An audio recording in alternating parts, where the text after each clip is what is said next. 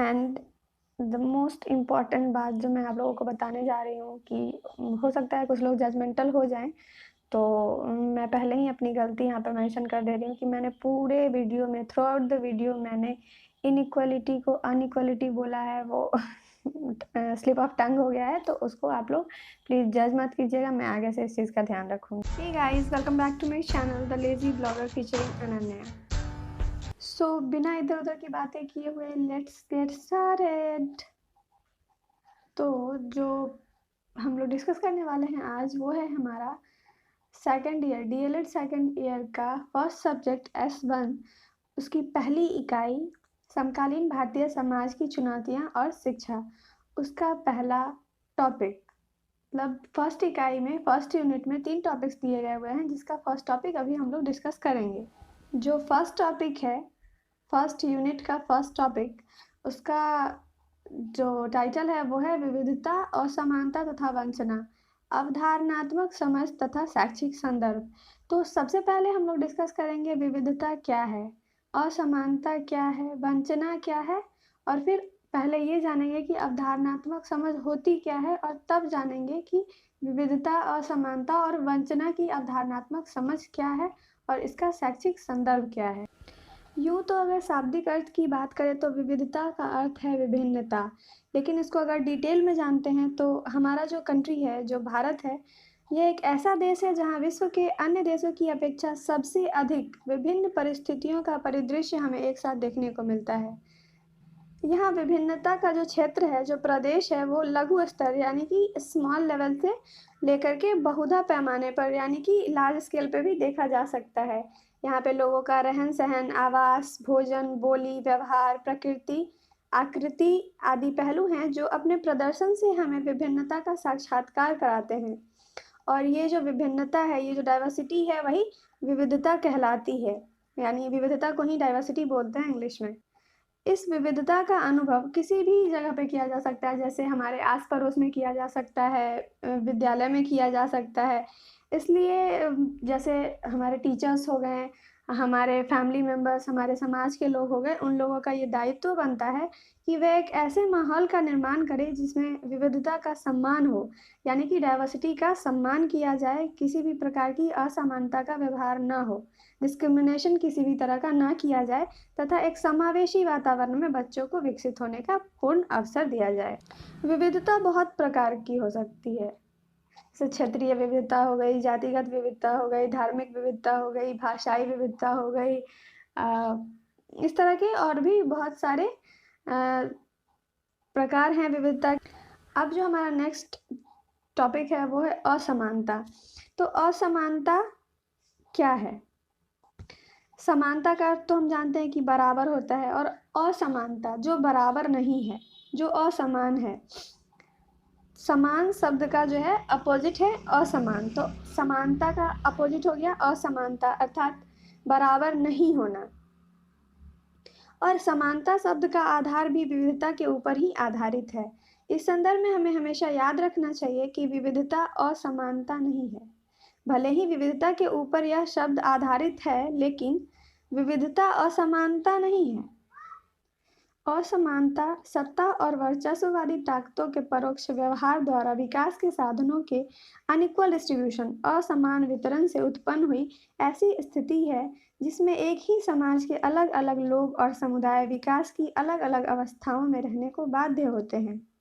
एक एग्जाम्पल के द्वारा इसको समझ सकते हैं, जैसे बहुत ही बड़े वर्ग को सुविधा युक्त, बेहतर व सम्मानित जीवन जीने की व्यवस्थाओं से दूर रखा गया। मतलब जो स्लम एरियाज में लोग रहते हैं उनका, और अगर आप देख लीजिए शहरों में जो लोग रहते हैं उनका अगर लाइफस्टाइल आप कंपेयर करें तो आपको खुद ब खुद समझ में आएगा कि जो गांव के लोग हैं या जो स्लम एरिया के लोग हैं उन लोगों को किस किस तरह की सुविधाओं से वंचित रखा गया है।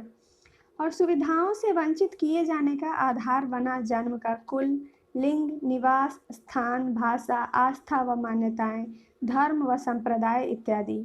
ये आधार जो मूल रूप में विविधताएं हैं, उनके कारण किसी वर्ग या व्यक्ति विशेष को विकास करने के लिए जरूरी मौलिक सुविधाओं से वंचित किया जाना शुरू होने लगा, और यहीं से असमानता की उत्पत्ति हुई।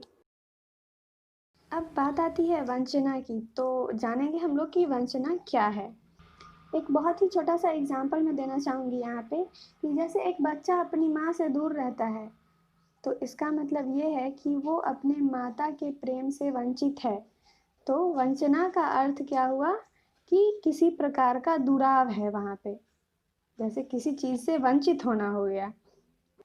सीधे शब्दों में इसको समझ सकते हैं कि कोई चीज़ है तो मतलब एग्जिस्ट करती है लेकिन हमें नहीं मिल रही है। इसका मतलब है कि हम उस चीज़ से वंचित हैं। चाहे वो भोजन हो सकता है, पानी हो सकता है, सुख सुविधाएँ हो सकती हैं, एजुकेशन हो सकता है, लग्ज़री हो सकती है, बहुत सारी चीज़ें हैं ऐसी। तो सिंपल शब्दों में हम लोग ये चीज़ समझ सकते हैं कि जो चीज़ एग्जिस्ट कर रही है लेकिन हमसे उसका अलगाव है, वो चीज़ हमारे पास तक नहीं पहुँच पा रही है या हमें वो चीज़ नहीं मिल पा रही है, तो वो हमारे लिए वंचना है, हम उस चीज़ से वंचित हैं। जैसे कि वॉलमैन ने कहा है, वंचना निम्न स्तरीय जीवन दशा या अलगाव को घोषित करता है जो कि कुछ व्यक्तियों को उनके समाज की सांस्कृतिक उपलब्धियों में भाग लेने से रोकता है। जैसे शिक्षा के संदर्भ में ही कह सकते हैं कि यदि कोई बच्चा है, समाज में वो रह रहा है और अपने सामाजिक, आर्थिक और शैक्षिक आवश्यकताओं की पूर्ति किसी रूढ़िवादिता या विरोधाभासी बल के द्वारा नहीं कर पा रहा है, तो इसे उस बच्चे के लिए वंचना समझा जाएगा।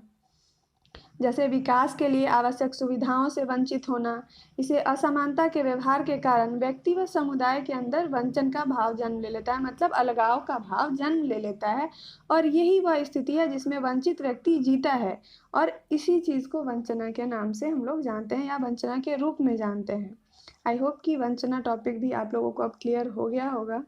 वंचना के ऐसे 2 प्रकार हैं अगर एक तरह से देखा जाए तो, कि जैसे कोई व्यक्ति है वो अपने मूलभूत आवश्यकताओं के लिए संघर्ष कर रहा है, यानी कि जो उसका मतलब नीड है उसके लिए वो मेहनत तो कर रहा है, संघर्ष कर रहा है, लेकिन उस संघर्ष के बाद भी उसे मतलब उन सुविधाओं से वंचित होना पड़ रहा है, चाहे वो शारीरिक रूप से हो या फिर वो मानसिक रूप से हो। वो इतना अक्षम है कि सामान्य सुविधाओं के उपलब्ध होने के लिए भी या फिर सामान्य सुविधाएँ उपलब्ध हैं भी, इसके बावजूद भी वह उसका उपयोग नहीं कर पा रहा है। तो इस प्रकार के वंचना को वास्तविक वंचन बोलते हैं, एब्सोल्यूट डिप्रीवेशन कहते हैं। और जो सेकंड है वो ये है कि जैसे मान लीजिए कि हमारे सामने कोई अगला बहुत ज़्यादा लग्ज़रियस लाइफ़ एन्जॉय कर रहा है और हम वो चीज़ नहीं जी पा रहे हैं। भले ही हम संघर्ष नहीं कर रहे हैं लेकिन हमारे सामने दूसरे को वो चीज़ें मिल रही हैं, हमें नहीं मिल रही हैं। मतलब कि अ, व्यक्ति या समूह किसी दूसरे व्यक्ति या समूह की अपेक्षा भौतिक संसाधनों, सामाजिक प्रतिष्ठा तथा अन्य किसी भी कारण से अपने आप को वंचित महसूस कर रहा हो, तो इस वंचन के भाव को सापेक्षिक वंचन बोलते हैं, रिलेटिव डिप्रीवेशन बोलते हैं। मोटे तौर पे बोला जाए तो वंचन के 4 प्रकार हैं। पहला है द फर्स्ट वन इज़ वास्तविक व्यक्तिक वंचन, absolute individual deprivation. Second one is सापेक्षिक व्यक्तिक वंचन।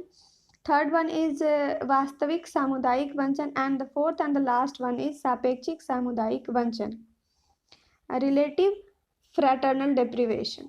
And the next thing is कि विविधता, असमानता और वंचना, यानी कि डाइवर्सिटी, अनइक्वलिटी और जो वंचना है उसकी अवधारणात्मक समझ और उसका शैक्षिक संदर्भ क्या है, हम लोग अब उसको जानेंगे।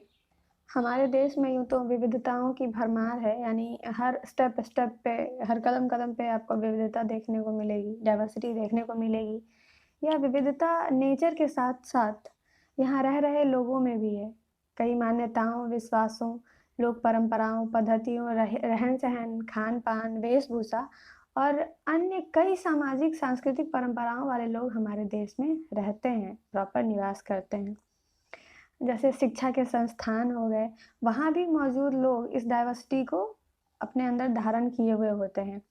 इसलिए हमें शिक्षाई वातावरण में अब इन विविधताओं का मतलब डेफ़िनेटली जो रिस्पेक्ट है वो करना चाहिए, ताकि लोग डाइवर्सिटी को गलत वे में ना लें। क्योंकि जो विविधता है वो हमारे समाज की पूँजी है। इसका सौंदर्य, इसकी जो ब्यूटी है जिसको संजोना शिक्षा का दायित्व होना चाहिए, टीचिंग का दायित्व होना चाहिए। हम अपने विद्यालय में निरंतर इस प्रक्रिया की विविधताओं का अनुभव करते हैं, डेफ़िनेटली करते ही हैं। कल्पना कीजिए कि 2 भिन्न आर्थिक स्थिति, वेशभूषा, खान-पान या लोक परंपरा वाले विद्यार्थियों में कोई शिक्षक यदि भेदभाव करना व अनइक्वल ट्रीटमेंट करना शुरू कर दे, तो किस प्रकार की स्थिति उत्पन्न होगी? मतलब इमेजिन करने की बात है कि अगर कोई टीचर किसी भी कारण से बच्चों में भेदभाव करना शुरू कर देते हैं, तो वहाँ पे किस प्रकार की स्थिति उत्पन्न होगी? क्या यह स्थिति किसी विद्यार्थी के विकास व उसके आत्म-संप्रत्यय के निर्माण को प्रभावित नहीं करेगी? यहाँ आप सबका उत्तर निश्चित ही हाँ होगा। आप संभवतः यह उत्तर देंगे कि असमान व भेदभावपूर्ण व्यवहार से विद्यार्थियों के अंदर वंचना का भाव आएगा तथा यह भाव अवश्य ही उसके विकास को प्रभावित करेगा। डेफिनेटली इफेक्ट करेगा ही। लेकिन उन विद्यार्थियों में तंत्र के खिलाफ विद्वेष पैदा होगा जो आगे चलकर उनके व्यक्तित्व की प्रकृति को निर्धारित करेगा। मतलब उनका जो पर्सनालिटी होगा वो इस बात पर भी डिपेंड करेगा कि उनके साथ कैसा ट्रीटमेंट किया गया। जैसे कोई स्टूडेंट है वो बहुत अच्छा है, लेकिन वो अगर उसकी जाति निम्न है, यानी बैकवर्ड कास्ट से अगर वो आता है, तो क्या फ़र्क पड़ता है? लेकिन फिर भी अगर कोई टीचर उसके कास्टिज़्म को लेके उसके साथ डिस्क्रिमिनेशन करते हैं, उसके साथ वहाँ पे भेदभाव करते हैं, तो धीरे-धीरे उस बच्चे में क्या होगा, वो कुंठित होना शुरू हो जाएगा, उसके अंदर कुंठा की भाव उत्पन्न हो जाएगी। वो बच्चा आगे चल के हो सकता है उस टीचर को ही सही दृष्टि से ना देखे, या हो सकता है वो जो बच्चा इतना तेज़ है पढ़ने में, वो कल जा कर के धीरे-धीरे कुंठित इतना हो जाए कि वो सही से पढ़ ना पाए, वो हर जगह शर्मिंदा महसूस करे अपने आप को, वो कहीं आना-जाना छोड़ दे।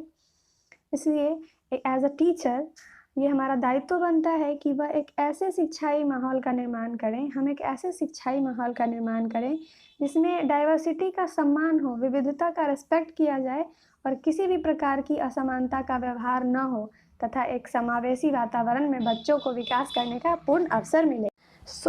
आज का ये यूनिट 1 का पहला टॉपिक इसी तरह से ख़त्म होता है।